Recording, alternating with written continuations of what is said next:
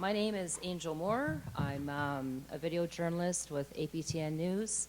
I cover the Atlantic region, including Labrador, and I'm a solo person, so I'm on the road a lot, and I'm doing everything, and APTN is wonderful. It's, if anyone doesn't know what it is, it's the first Indigenous-owned and operated television network in the world. And we're not government funded, we're independent, so we operate like any other television network. We make our income on subscribers, advertising, just like any other network. So I'm also a board member of IJA. So this panel is part of, it's called the, I'm out of breath, part of the Growing Indigenous Story Fellowship. Can you guys hear me okay? Okay. So this is a pilot program, actually. It is supported by the Google News Initiative and in partnership with the Indigenous Journalists Association, Journalists for Human Rights, and APTN News. This started, I'll tell you a little bit of the story. I was in Toronto, and a lady from Google Canada approached me. And because of, in Canada, Facebook banned all news, so Google decided to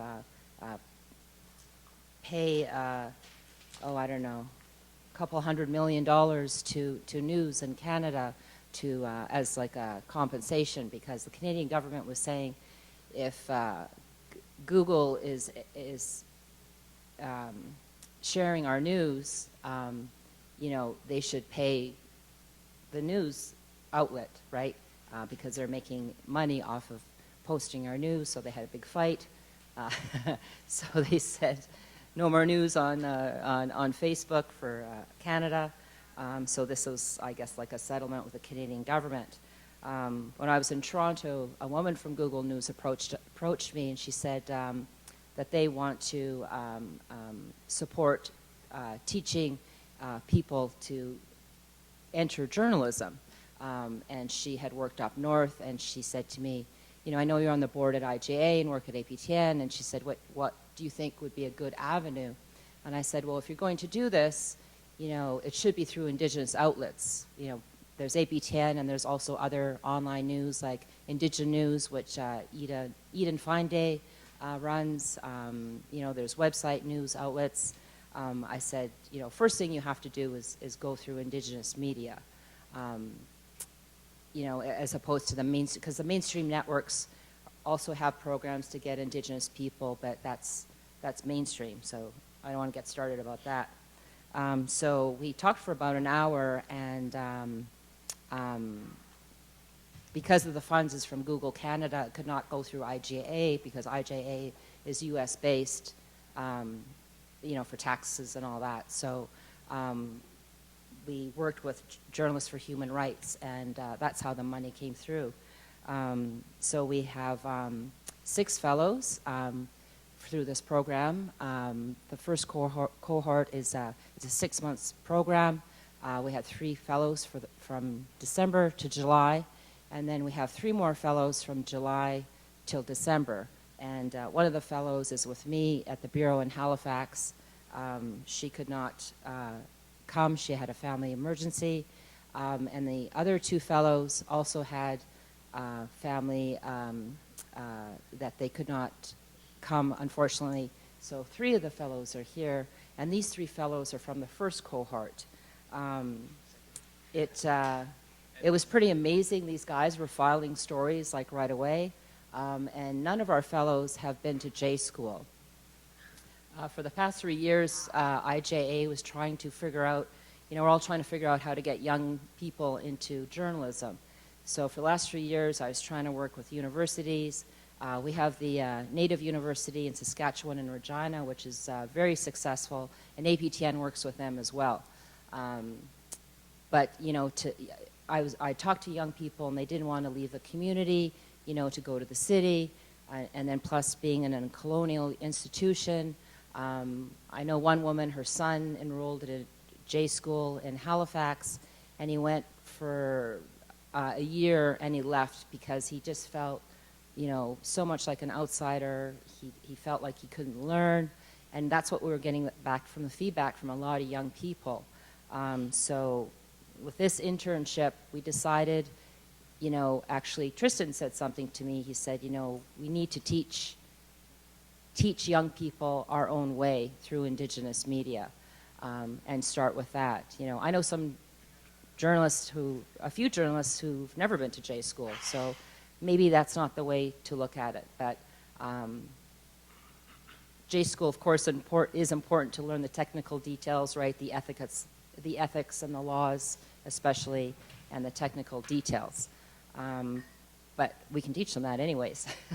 So these are our 3 fellows here today. If you wouldn't mind introducing yourself and saying what your community is from, and whoever would just go across, who would ever like to start, that'd be awesome. Hello? Oh, it's on. It's on.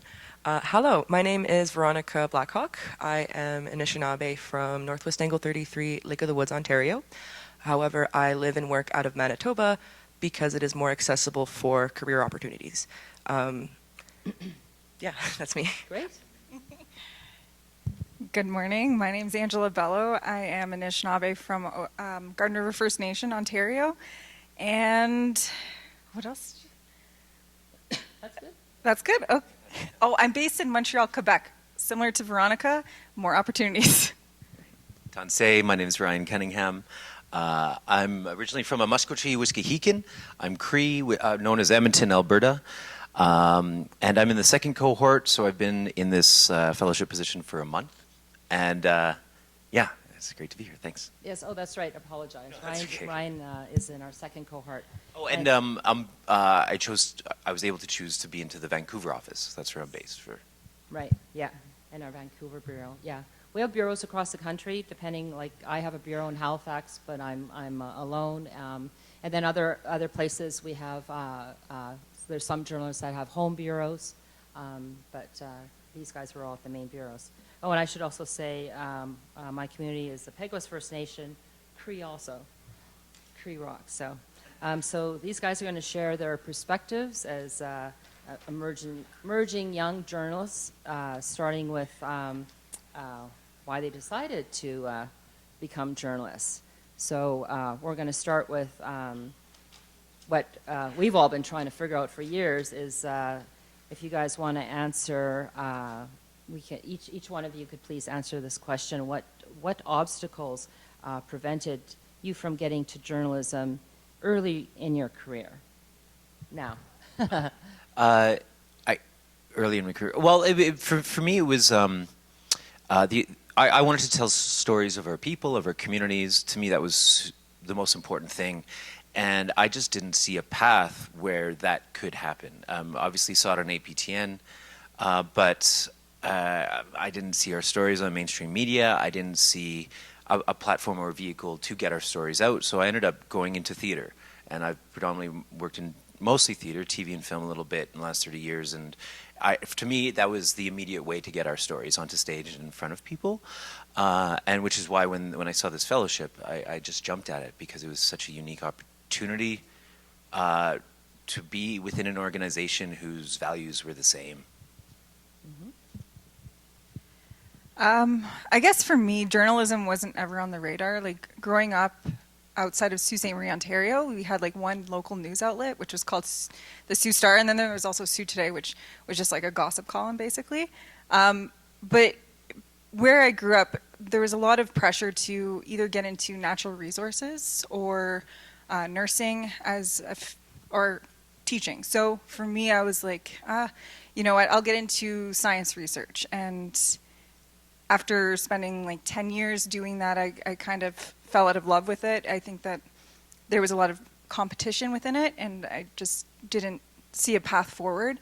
And somebody who really loved art and visual art, I really wanted to get into a different way to communicate information to people. And so that's why this program was like really interesting to me and why I decided to pursue it. So yeah, it was, that's what I got to say.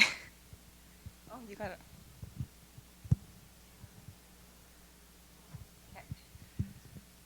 So for myself, funny enough, I actually grew up having a journalist, very prominent one in my family that I was able to see, and for some reason, well, it's T.R. Wheatley. She's also a part of the APTN wonderful crew of journalists.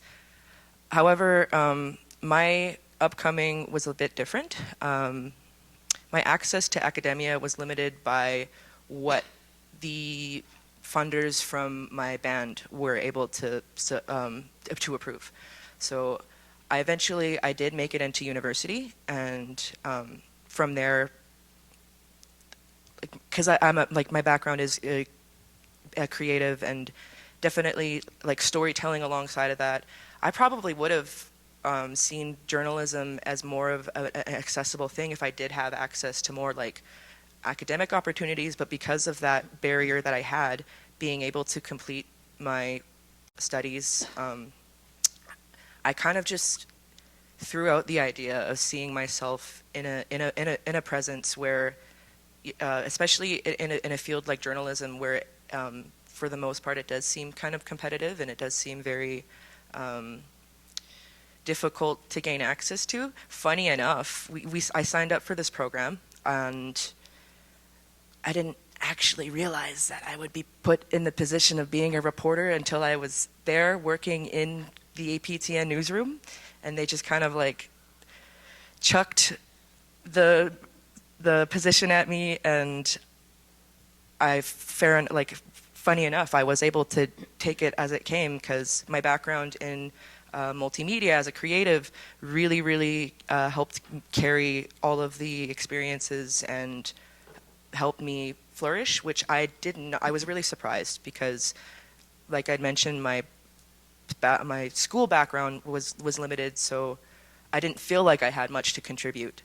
A lot of the stories that I did cover had to do with Indigenous music and art, but I feel like the focus of having all of those creative opportunities really helped the weight and like the meat of those stories, and helped just elevate the voices of the people that I was trying to support.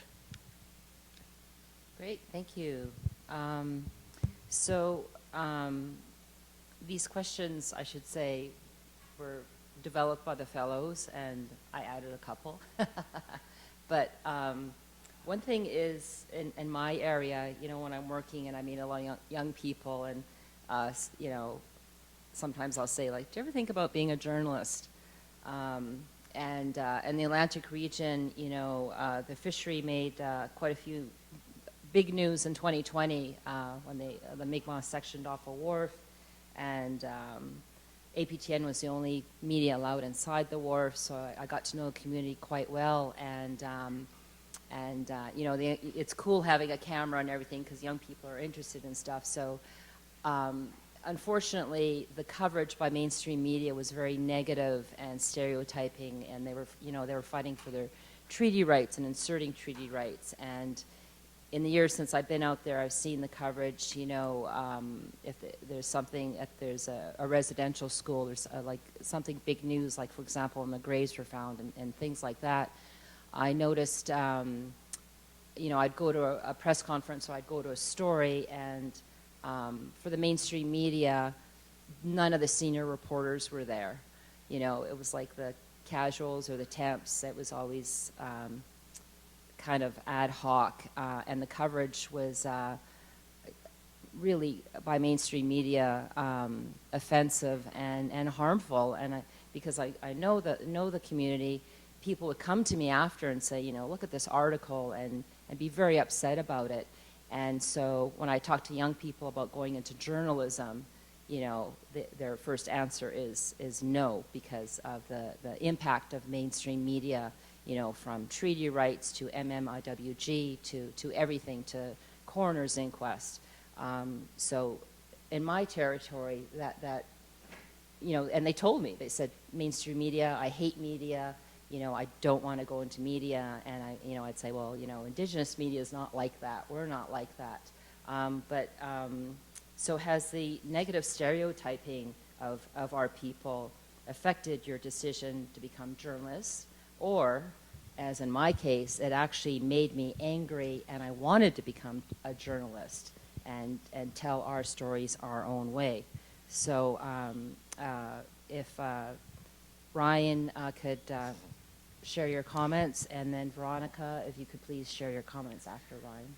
Sure. Appreciate Yeah. that, 'cause we'll go through these questions. I mean, that was a huge factor. For me, like, those are the important stories. Our stories told truthfully and authentically, appropriately.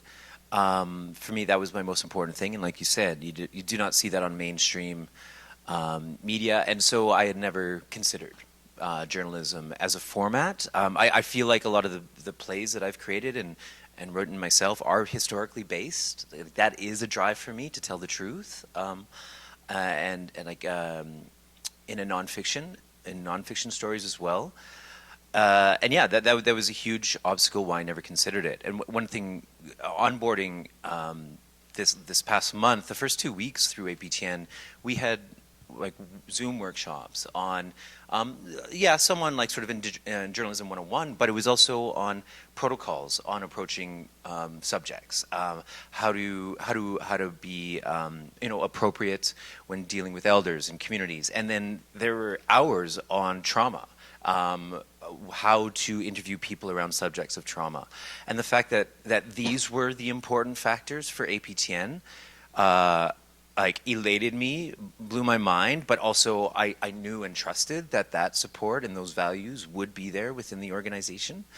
And I've now been in the newsroom for 2 weeks, and one of the residential schools, our boarding schools in Canada, just did ground penetrating radar and got their results back. Of course, there's hundreds of unmarked graves that were not identified before. And I know someone. I have a friend who I've worked with in theater for years who went there. His sisters went there. And so I reached out to him, and he was totally on board, but immediately said, no, my older sister, like, she's the elder, so we should probably go to her house on the island. It'd be her and me. This is how we can do it. And I said, great, no problem. Went to my seniors, no question. That was like, it was just, yes, this is the appropriate way to do it. Move forward. Let's figure out how to do it well and not rush it. Even was the take on that, which just solidified how I felt about APTN, but also the amazing schism between mainstream values and what they would deem as important and priorities. Mm-hmm. Thank you.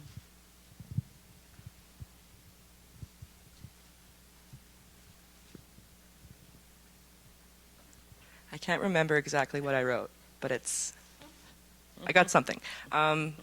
So my first experience with media was actually not the greatest. I had some friends that unfortunately were murdered, and of course was ambushed by, like, my entire friend group was ambushed by reporters, and a lot of the times, we were worried about how they would portray our friends and how they would portray, their lifestyles and whatnot, not knowing the full background of why they ended up in those positions. And so right off the bat, that was my mindset frame of mainstream media. But when it came to APTN and Indigenous storytelling, it took me a little while to kind of get over that first, because I didn't want to go about invading people's lives that way. I wanted to try to do it in the most respectful way I can, especially if we're talking about things that are heavy, that are affecting people at such a deep level. I'll fast forward to kind of like an example of my last project that I worked on.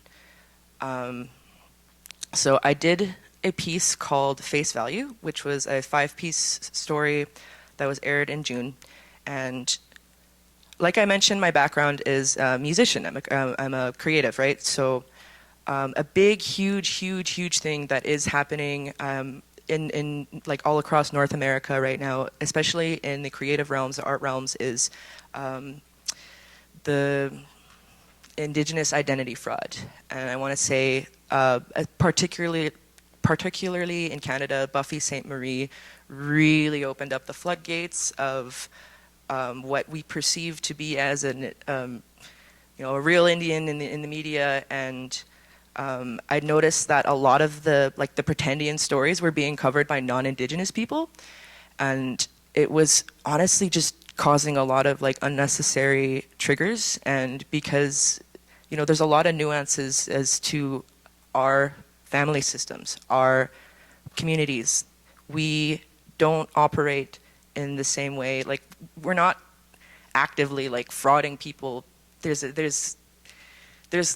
context to it, right? So there's the debate of Buffy being adopted, and maybe that gives her the right, but there's more to it.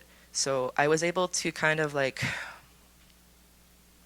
use the space at APTN and that platform to really kind of break down the nuances of Indigenous identity fraud in Canada. And I wanted to do that because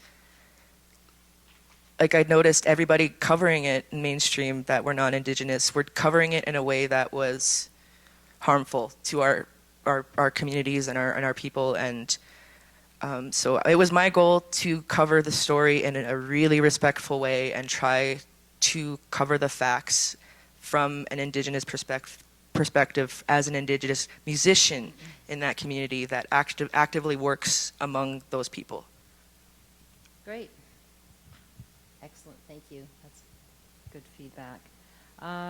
So continuing on that note, why do you think it's important, from your perspective, for newsrooms to address racial barriers and support Indigenous ways of thinking when hiring new journalists? Angela, would you like to comment?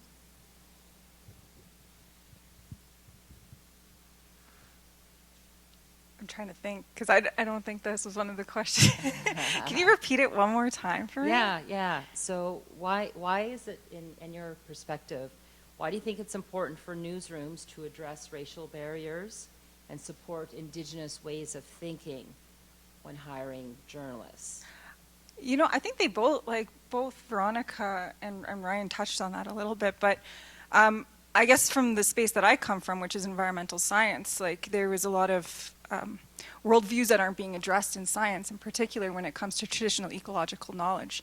So when I think about the reporting that I do, when it's based around science and environment, I would like to actually speak to more elders than the scientists. I find one comment on the documentary that I did was I really appreciated the elders' stories. I found that those were the more impactful ones. So being able to show up in those spaces and give them, or the community members even, and the elders, the space to actually tell their story in the way that is fitting to them and be able to present it to an audience, whether they're Indigenous or non-Indigenous. It just kind of breaks down those barriers of being able to share with them the knowledge systems that currently exist and continue to exist, and the revitalization that's actually happening in communities, specifically when it comes to species management as well. I think about my community in particular, and there is this one dam that's being set up, or the dam has been there for like 60 years or something like that, and recently the lands department was like, oh, we want to take down the dam because we don't find that it's actually keeping the sea lamprey from going and reaching the breeding habitat of some of the fish, and we want to be able to bring back those traditional values of fishing and how we used to do it back in the day. And I think about how we could cover that as an organization with APTN, but also as a reporter myself, how I could go in there and cover it and really speak to the people on the ground. There needs to be balance though. I would have to speak to the Department of Fisheries and Oceans. I'd have to speak to other scientists about their thoughts. But I think being able to create the center of the story, the nucleus of the story, be based in those value systems is super important. And not necessarily I have to be the one to tell the story. I would love to be able to, hand the microphone to somebody else and be like, you tell the story. It's the way in which you want to say it. I'm just the vessel in which it is being created, but you ultimately have like the words and the wisdom that is what the story is. So I hope that kind of makes a little bit of sense, but Yeah, that's great. So, like I was saying, this program is like a pilot program, and we're kind of, doing it backwards, right? We're doing the internship and the fellowship, hopefully before you move forward or go to J school or just go straight into a newsroom. And so, how do you think how has this alternative path for you helped you move forward and pursue journalism? Ryan, if you'd like to comment. Yeah, I came at this opportunity, I think, a bit of a unique place, because I think I'm a fair bit older than a lot of the other fellows. I've been working professionally for 30 years in Indigenous art, theatre, film, TV. I've ran some of the largest Indigenous arts organizations in Canada over the last 15 years, toured plays around the world as a producer and a storyteller the whole time. And so I came into this job with a lot of skills that I didn't really understand were so transferable. I've been an audiovisual technician, so the equipment was all very familiar to me. Just need to figure out where the buttons were, and because of my work through theater and storytelling, I have a lot of connections with the Indigenous community across Canada. And even though I'm aware of those, I didn't understand how they would all come together so well. And so, like, within 3 days of me being in the newsroom, the senior reporter, the only other reporter, went on holiday. So I've been the only reporter in Vancouver for the last 10 days. But like I said, I was able to reach out to my friend who went to the Quepper residential school. I've been able to call senior elders that I know, and also young artists that I know.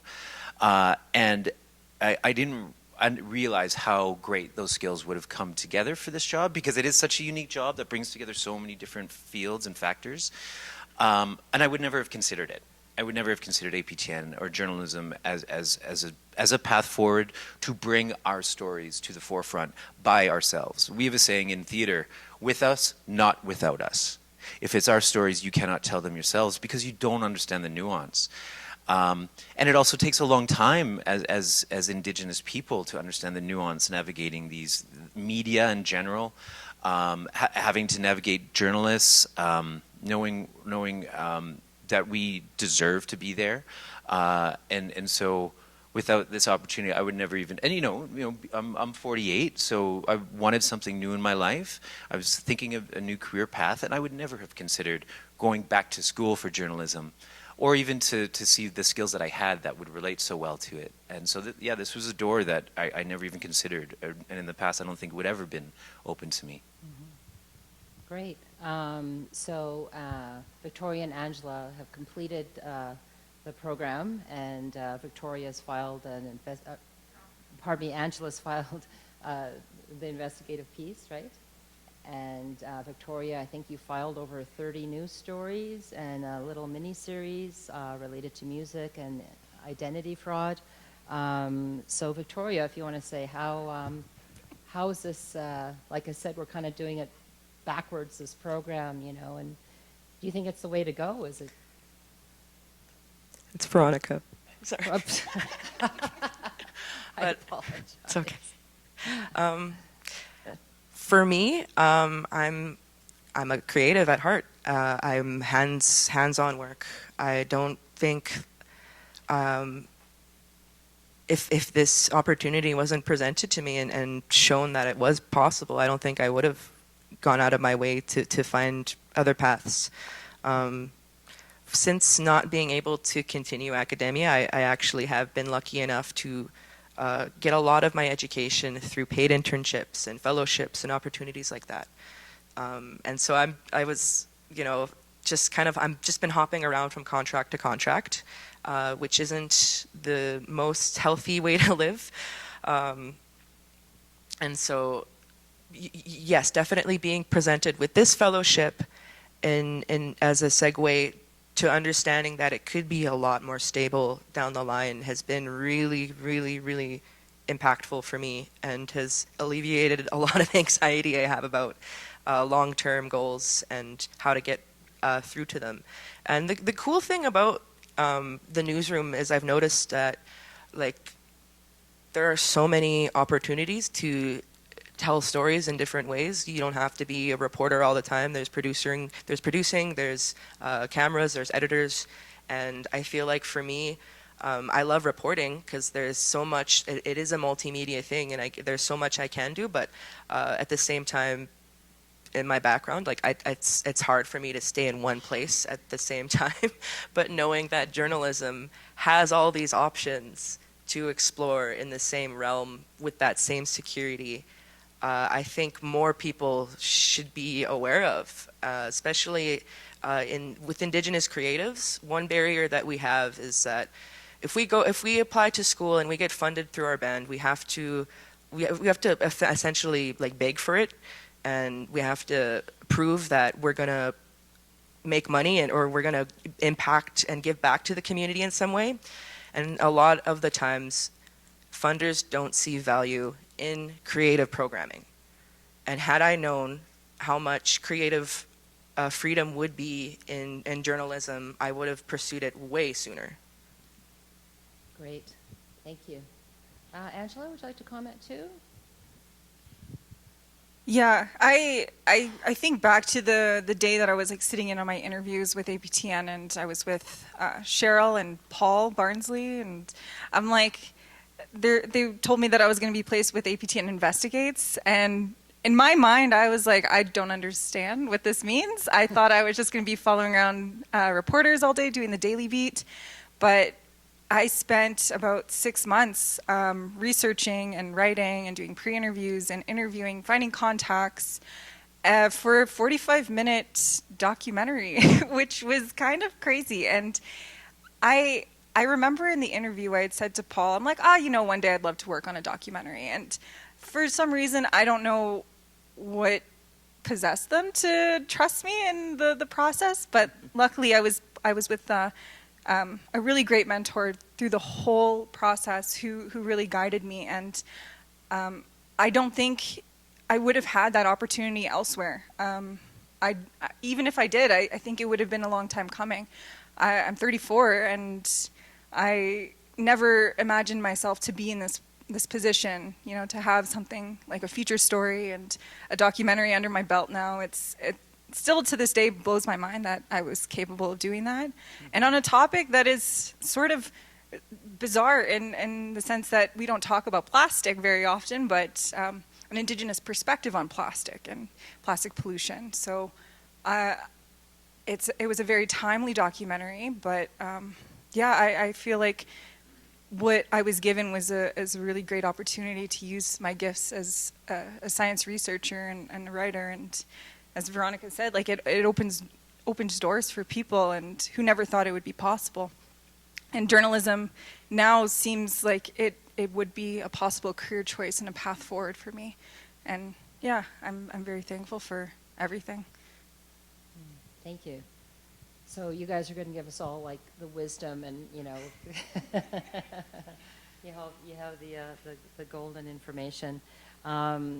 So now that you've worked in newsrooms, and Ryan just starting out, thrown in feet first. Things in my experience, I've known young people who've gone to school and they've done the internship, and then they start working in a newsroom. Sometimes with Indigenous media, sometimes with mainstream media, but a lot of people that go to mainstream media don't stay. They find it too difficult. They find it too colonial.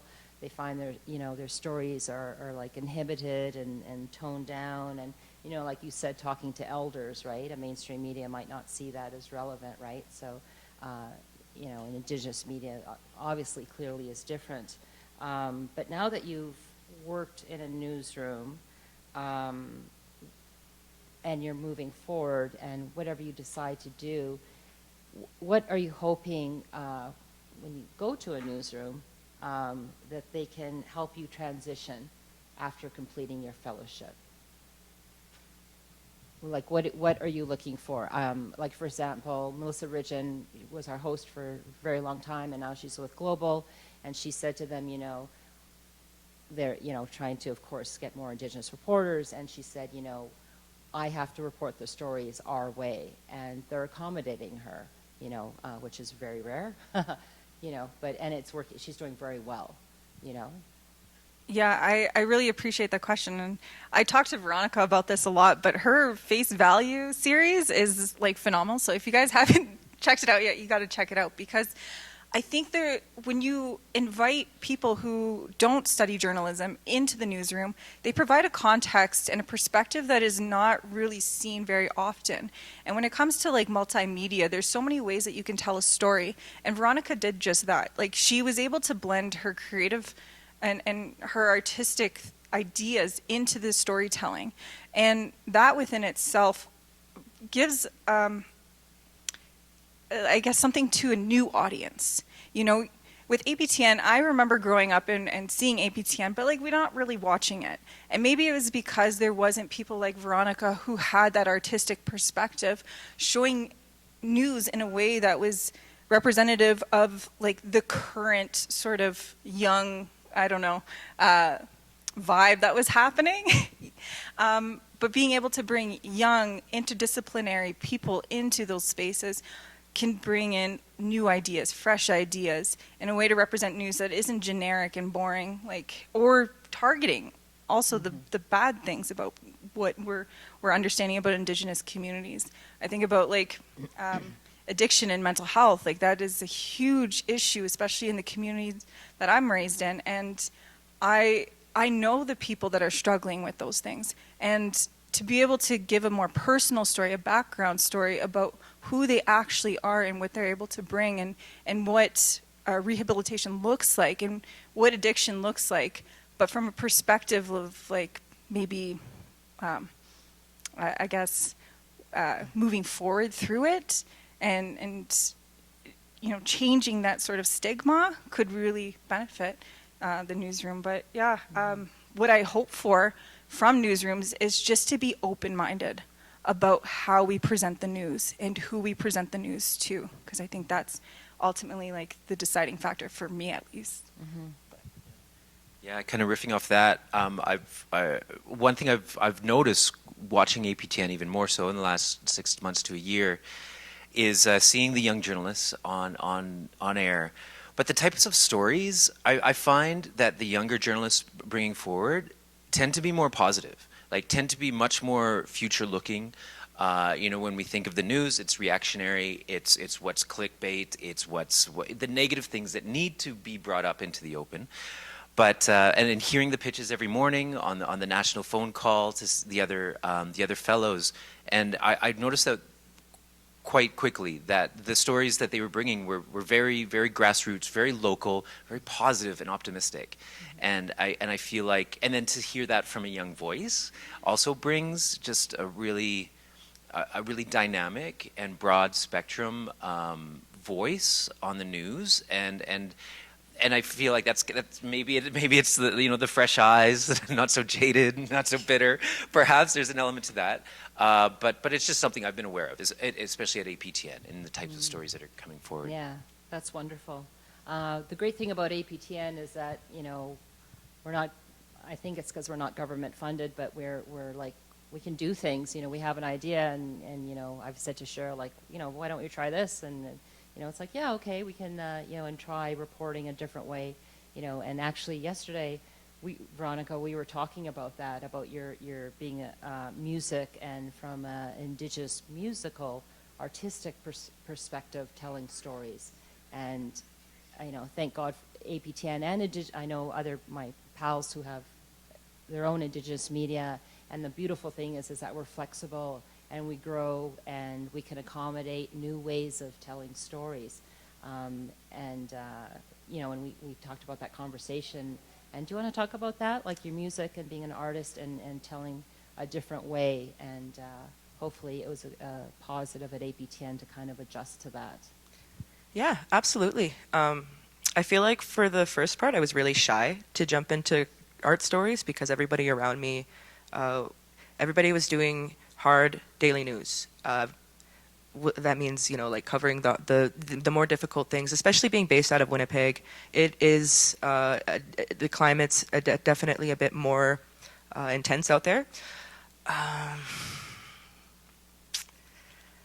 But for me, I like had no choice but to keep my music my music job on the side because this was a 6-month program. And if I didn't keep my music job on the side, then I wouldn't have anything lined up afterwards. The barriers that I kind of had around that were there was a lot of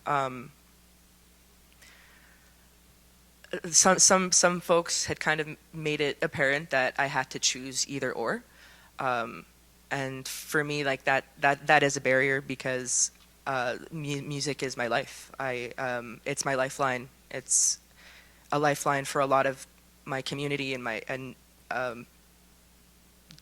it's yeah, and for the most part too, my stories wouldn't be as in depth, wouldn't be as informative if I wasn't on the ground floor in those Indigenous music organizations, understanding exactly what they were doing to process the Indigenous identity fraud in Canada. So I think being in that position really gave me a strong threshold of, you know, portraying the real side of things in a way that like someone who isn't a musician is reporting on music.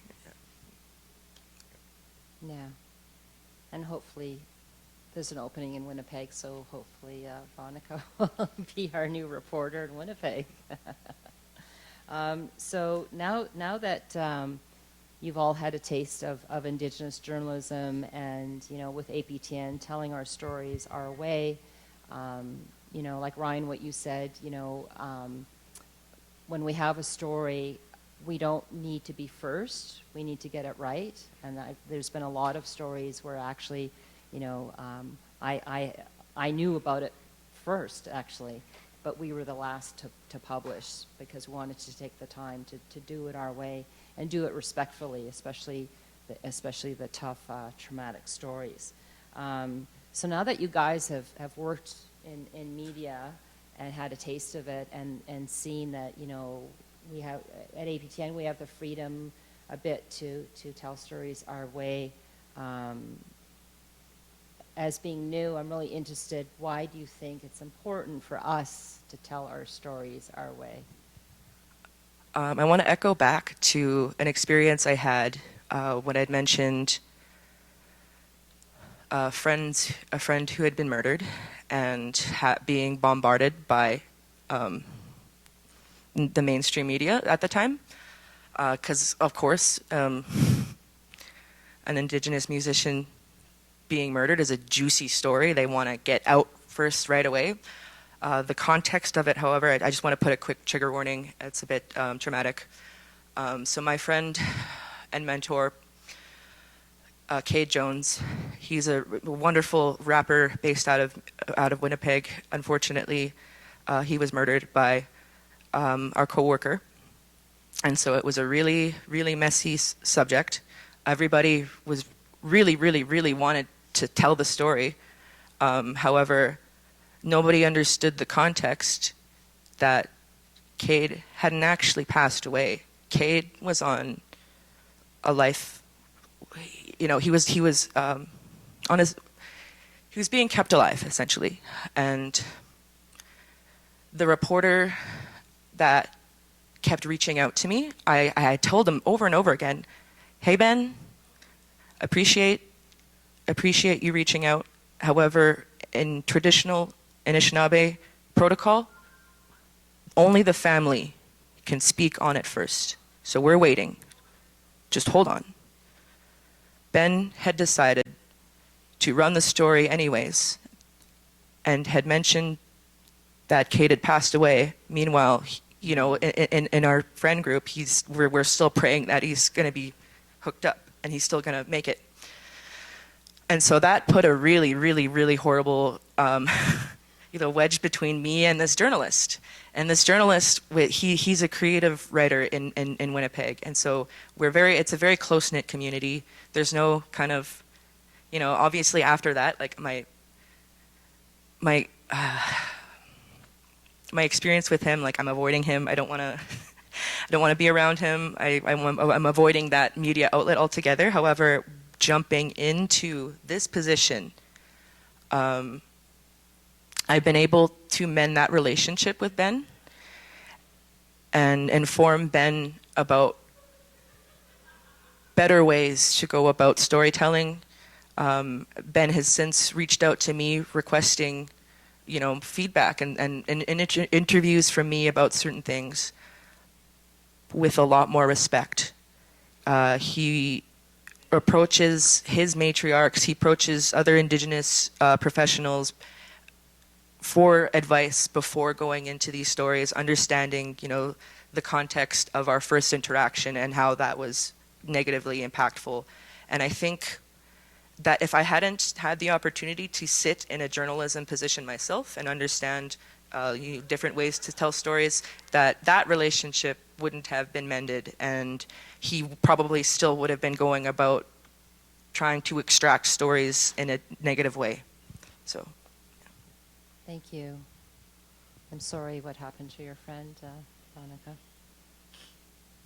I don't really know if I can follow up after Veronica, because I think she said it so perfectly, where it's just taking time and being respectful of communities. So I think about the community that I was reporting with, the Anishinaabe First Nation, and they're moving towards data sovereignty. So when it comes to health impacts that they're facing from local refineries in the petrochemical industries, they don't want to share that information with just anybody about the high rates of cancer or the respiratory illnesses or the rashes on the skin. They're trying to keep that within the community, because for so long no one's believed them, and no one has believed that the pollution that they're facing has been impacting their health and well-being and their cultural practices. And being somebody from a First Nation reserve that's surrounded by trees rather than petrochemical industries, I don't really understand the full impacts of what they're facing. So to go into that community, it was very much like, I'm just here to listen, and I won't put anything out that you're not comfortable with anybody knowing. And it's getting the approval from every single community member to be there. And to not, extraction is like the best word, I think.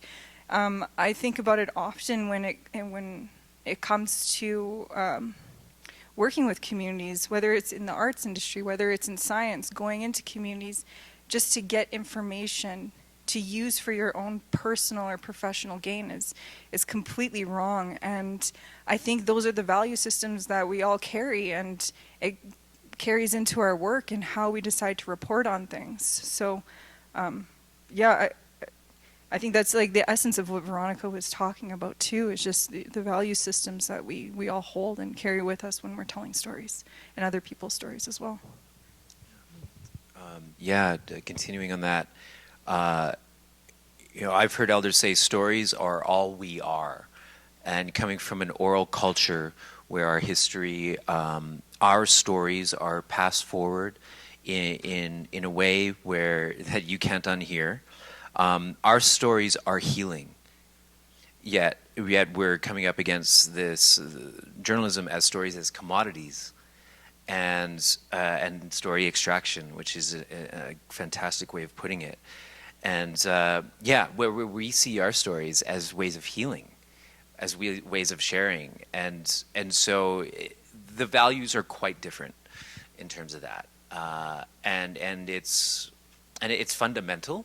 Like I feel like, and I'm projecting, but I always saw academia as commodification of stories, of taking. A lot of that has to do with museums as well, in archaeology, how it's a taking of the story and using it as a commodity or tenure track as a professor.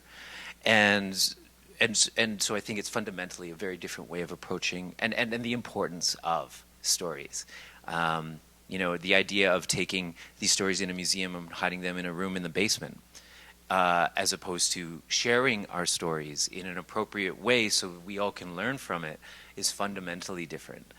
And I feel, yeah, just riffing off of that. That's great, thank you. So is there anything else that anybody wants to add before we wrap up? And we have 2 minutes. I don't know. Ironically, thank you, Google. Yeah. Yeah, no kidding. Yeah. Did anyone want to ask anything, or go ahead for sure. I seen someone do this yesterday, so I'm going to do it now. If you are so inclined, you can find face value if you write it down or type it in on Google. It's just face value APTN. It'll link you to a landing page with the beautiful animation. It's a drawing I actually made. It was helped with like the whole studio. I was really proud of the story, and I think it'll provide a lot of context as to what I was talking about in terms of bringing in interdisciplinary professionals into the newsroom. Yeah, that's great. And so, of course, all your stories on aptn.ca, APTN YouTube channel. We do have a few minutes. Does anybody want to ask anything? You're okay? Yes. Okay.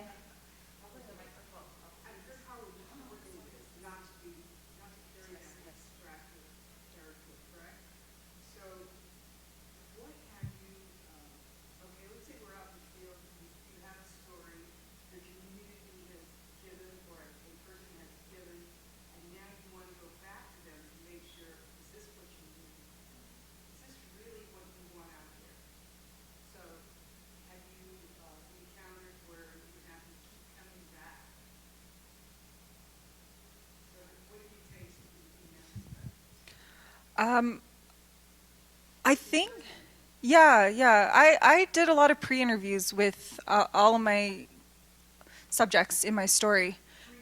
Yeah, so pre-interviews, we talked and I recorded everything, and so that helped me to inform better questions to ask them when it came to like on-screen sort of questions that I would ask. And I always made sure that they consented before like participating in the interviews, like if they wanted to participate. Consent to like be on television, consent to say certain things. Like sometimes they would tell me off camera, like, I don't really want to say this. I'm like, you don't have to, like, don't worry. Whatever you feel is necessary to tell, then tell me that. But like, you don't have to, you know, say things that are going to jeopardize your position. Because I talked to chief and counsel, I've talked to people with PhDs, and these are all, and I've talked to community members, and I just wanted them to speak their truth. Yeah.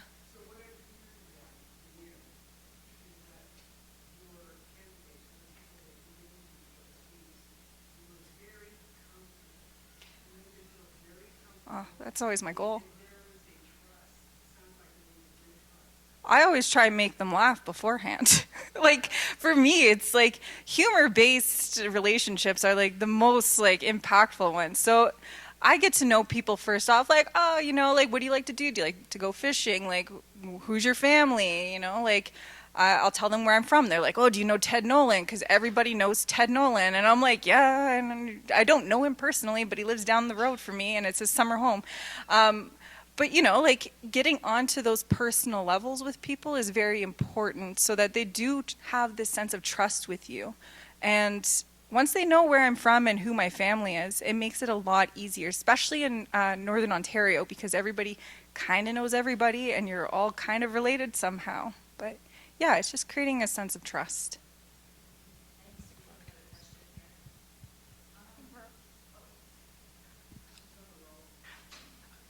Yeah, just quickly wanted to say too, one thing I had to separate from being able to get to those spaces of vulnerability is I had to take off my professional hat. I had to just be a person, be honest, and let them know ahead of time, hey, this is what I think is the route of this story. Is that what you think it is? And a lot of the time the feedback was positive at that first run, which gave the storytelling more of a leeway. Yeah. Good morning, thank you for sharing. And I'm curious, in your opinion, what are the things within newsrooms that really need to fade away? Like if you were to just throw that wand and say, this needs to go, especially like newsroom culture from a younger perspective, and maybe this is what is keeping more people from doing this, or it's the reason why somebody left. Is there anything that we need to just I have a one word answer, and it's blazer. Like, no offense to people who like to dress professionally or anything like that, but I think it's like, I'm a very laid back person. I like to dress a little funky when I want to. I will dress professional, but at the same time, I think being able to show up and show people who I actually am and what I want to wear and how I want to present myself is super important. And being able to break down that and allow people to wear whatever they want to wear and show their culture on screen or where they come from on screen would be super cool to see. I don't know, do you have? A little bit more. I want to say the culture of mental health and disabilities. I've noticed for several people, not just myself, has been a huge barrier. It's almost like it's almost like going into it. You know, if you're ill, if you have some kind of chronic illness, it's like you got to try really hard to hide it. You have to try really hard to show up. And unfortunately, did I talk about Tyler? Would I be able to talk about Tyler? I don't know. He's not here. Oh, well, I'll just, like, in context, I just noticed a friend having a lot of barriers in being able to manage their physical health and be able to show up in the daily newsroom culture where, you know, it is high demand. They need you to be there from 9 to 10 a.m. every single day, whereas physical disabilities make that incredibly difficult. And if you think about the context of why a lot of Indigenous people have physical and disabilities, it's because of colonialism at heart. You know, like there's so many barriers in place, and just kind of breaking down that conversation and just understanding accessibility is there's so many ways to make things easy for people who don't have it easy on their daily lives. I've come up with something like this in the theater world where we're creating a story and we need to hire an elder or a knowledge keeper. And having a budget line that says knowledge keeper, government-funded projects, is really hard to justify. So I learned that we call them consultants because the colonial structure understands consultants and willing to pay whatever you want for that. I think that the shift has to come in is that we are consultants. We are lived, experienced knowledge, connections to community, understanding of what would be considered technical terms, but it's cultural terms. And more and more broadcasters and organizations want to have a voice representing Indigenous people. Maybe it's just for more views or not, but they want to have that. And they need to see us as experts in our field because we come from our communities and no one else will have that. And I think it's the shift of you're not offering us a space. You are now deeming this being an important factor and topic and part of the storytelling of your communities, of the larger community. And therefore, that shift, I think, is really important and I think goes to a lot of our apprehensions coming into these spaces is we know what we have to bring, but it's not acknowledged. And I feel like there's a bit of a disconnect in terms of wanting the representation, but not understanding the expertise that we bring and that which is what they want. But I think it's deemed as more of as a conciliation position almost in terms of we're checking the box. That's great. I think I think it's running out of time. We're done at 9:30? Yes. Are we done at 9:30? Is it 9:30? I apologize. Or is it 10? 9:30. Okay. Well, thank you so much, and I hope you're all enjoying the conference.